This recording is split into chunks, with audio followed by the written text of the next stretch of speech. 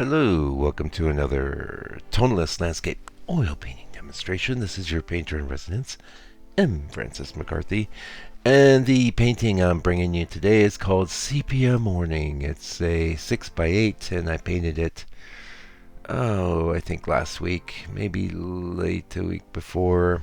Mm. Uh, it's a scene I've painted quite a few times, and I just felt like doing another iteration. This is the first time I've done it like as a sort of monochromatic or duochromatic. I don't know what you'd even call the sepia thing. Let's talk about. We're painting on hardboard here. It's been prepped with two coats of transparent gesso, and I'm starting off with a grid.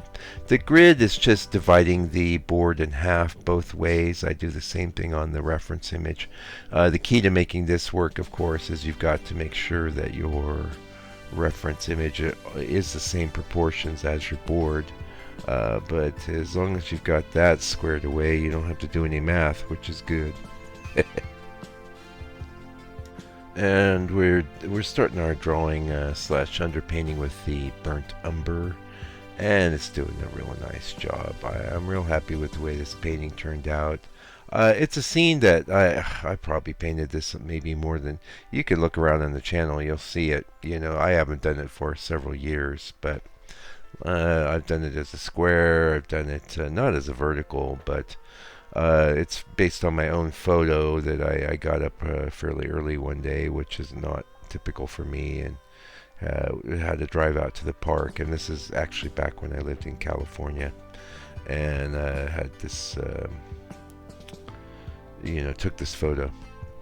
Now did just add the path. I'm a path junkie now that I've got the AI capabilities. It does an okay job, but between it and me, we do a good job, And as far as getting that path, I like a path. So the thing is with this scene, every time I've painted it in the past, I've done more like the George Onesi thing, where you just have a big bunch of nothing on the bottom. And he didn't feel the need to throw a path and things, and his stuff works beautifully. I just can't resist it. It's very effective and very good at leading the eye into the painting, and that's why I like it. Maybe you notice that a lot of times I start these little underpaintings with a fairly small brush, but it's usually not that long before I get into something a little more significant. Also, maybe notice that I'm using the side of the brush to kind of do a mass sort of approach. You really don't want to be. I don't think it's that good to get into the weeds with delineating a bunch of little details, working out every painstaking branch and leaf. And interestingly, I was thinking about just briefly. Be honest with you, I don't spend a lot of time writing scripts for my videos. I just do the whole thing off the right off the cuff. But sometimes I have a thought beforehand what I might want to do, and I got myself a tablet recently, and mostly for reading ebooks. I've managed to get my hands on some ebooks, like it's not an ebook, it's a PDF, and very, very interesting because I'm kind of old. I remember the famous artist course. Maybe some of you do. It was always in the back of magazines and things, Can you draw Bucky, the chipmunk or whatever, and you would draw that and send it in, and if they thought you had talent, they would.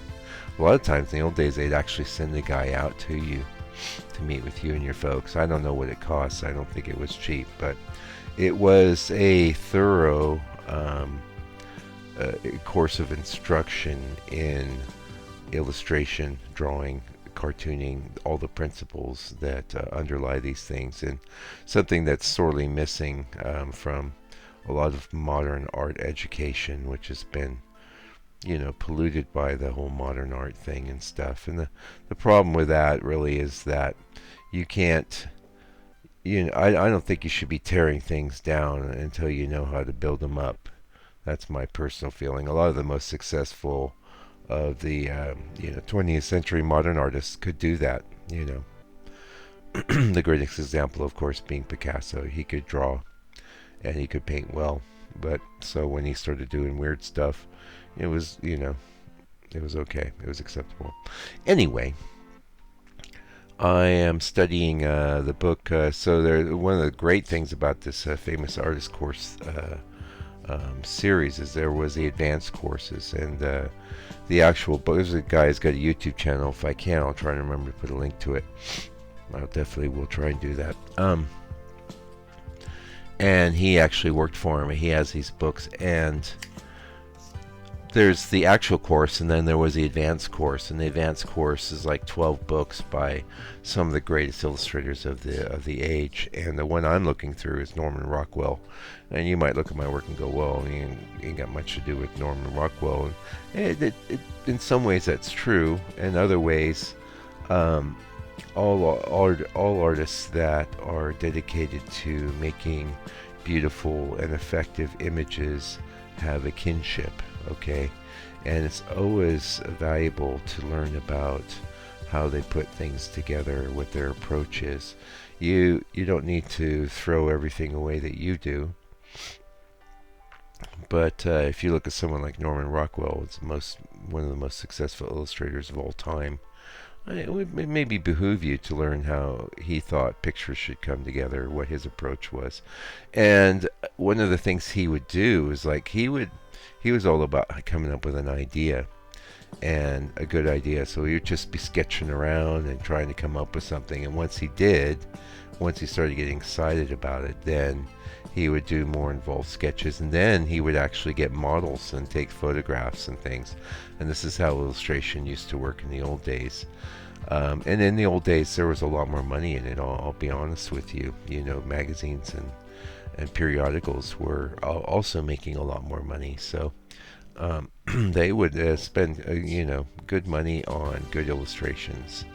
And this was, a lot of people think the golden age of illustration is the 1800s. You could make a case that it was carrying on all the way through, say, the 40s into the 50s, And at a certain point in time, when color photography came around, it increasingly took a backseat to photography, Well, one thing I think is interesting, and this is kind of a burbly video, sorry, but maybe you'll get some insight from it. I hope you do, as we watch this lovely painting come together. They're wrestling with, this is in the 40s or 50s and things, they're wrestling with the whole idea of even using photographic reference, right?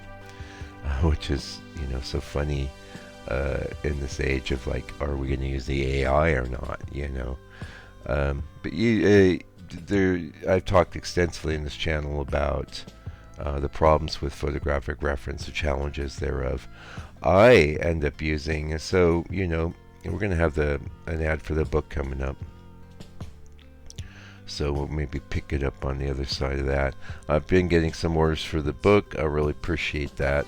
It's died down a bit. I think we hit a level of error, that most of the people that maybe would go for it early went for it. But if you haven't got the book, I highly recommend that and you like what I'm doing, you might want to get it. Also, it's going to be bundled with the video courses that I'm still working on.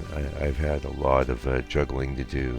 Kind of a one-man operation here, but they are going to be coming together, and there will be bundles. And people have been joining the mailing list, which is good, because the mailing list is the first place you're going to be hearing about them, and where the massive discounts are going to be laid out there, because those are the people that made a real effort to let me know that they're interested. So, tipping over my site, join the mailing list if you haven't already. Anyway, enough of that. Also, this painting is in the members area. Members area is real time, 4K, no ads, and you get to hear me, talk about everything I'm doing as I'm doing it. Yeah. Anyway, so one of the things I was thinking about is that so back with Norman, he was a drawer, sketcher. I'm a bit of a drawer. I'm not in his league, especially, he would just be really good at generating stuff right out of his head, and then backing it up with photo reference, right? In my case, the photo takes on a lot more importance, but the thing is that I've worked on developing is in with the with access to Photoshop, I can manipulate the photo very much the same way that someone like Rockwell would work with his series of sketches. Okay, I can move things around. Like here, I added a path. I can make certain areas light or dark. I move the eye around. I can move compositional elements around, and of course, that's all continued and carried on with the painting. But for me, very much the sketching, the compositing, all that stuff's actually happening with the reference image itself in Photoshop these days. And that's a big difference between our time and the things that we can do and the things that illustrators and painters of the past would have to do. Now, you can say, well, painting is an illustration, and I could make that the topic of a whole video or essay as well. No, it's not. It's really not. In fact, one thing that Norman had said fairly early in the book is he's like, better to do work really hard on one painting than to do dozens quickly.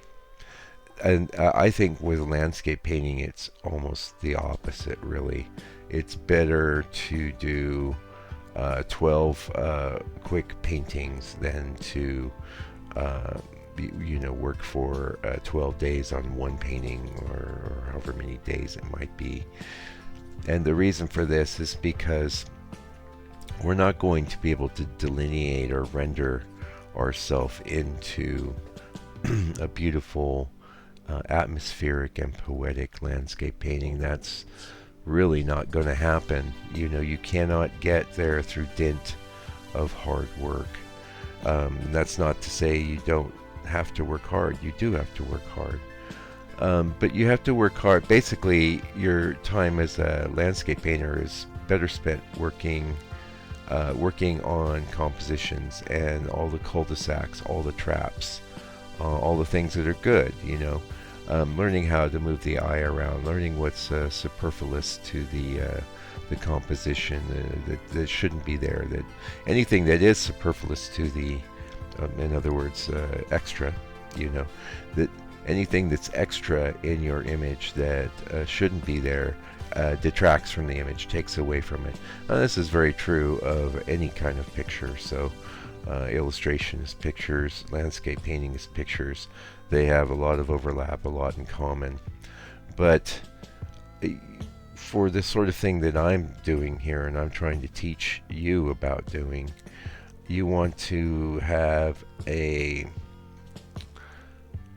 kind of effortless approach, and the thing is, you can't have an effortless approach unless you've done it a lot. So that's another thing that was mentioned in the introduction of this book. It was saying, well, there's a lot of great artists out there that aren't great art teachers because they yes, they learn things through the dint of hard work and experience, but they just do these things automatically, and they can't or may not be able to explain to somebody starting out where the pitfalls are and what people need to watch out for. And I'm not saying I'm the best at that, but I try. Anyway, we're getting kind of close to the end. I've got a pink post-it note here. Hopefully I'll link to that guy's channel. Very interesting channel if you're interested in that. I'm interested in the history of illustration and art, and I'm always interested in hearing how really good artists put things together. Yeah. So thanks so much for getting to the end of the video. Please leave me a comment, or at the very least, click the like button. And if you can find any other way to support me, please do. I appreciate it. And until I come back with another video for your edification and enjoyment, do me a favor, do me a solid. Take good care of yourself, your family, all your loved ones, and stay out of trouble. God bless you and your family, and fight the power.